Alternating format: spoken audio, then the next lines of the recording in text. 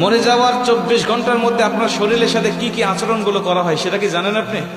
বর্তমান বিজ্ঞান বলছে একটা মানুষকে যখন দাফন করা হয়, এই দাফন করার 24 ঘন্টার মধ্যেই তার শরীরের মধ্যে পোকার উৎপত্তি হয় এবং এই পোকাগুলো নিজেরা তার শরীর খাইতে থাকে এবং অন্যান্য পোকাগুলোকে আমন্ত্রণ করতে থাকে গন্ধের দ্বারা, এবং এতটা শরীর থেকে গন্ধ বের হয় এবং এই পোকাগুলো তার অঙ্গের বিভিন্ন অঙ্গ প্রত্যঙ্গ দিয়ে বের হতে থাকে এবং অন্যান্য পোকাগুলোকে আমন্ত্রণ করতে থাকে।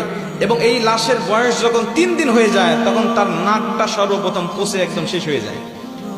সব ঠিক আছে, আপনার হাত পা শরীর সব ঠিক আছে, কিন্তু সর্বপ্রথম আপনার নাক পচে যাবে এবং এখান থেকেই পচনটা শুরু হবে। এখান থেকেই পোকা পুরা শরীরের বাহিরে চলে আসবে, পুরা শরীরের বাহিরের অংশগুলো খাইতে থাকবে।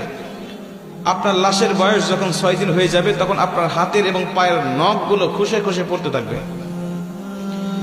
আপনি শুয়ে আছেন কবরের মধ্যে, কিন্তু আপনার হাতের নখও নাই, পায়ের নখও নাই, খসে পড়ে গেছে।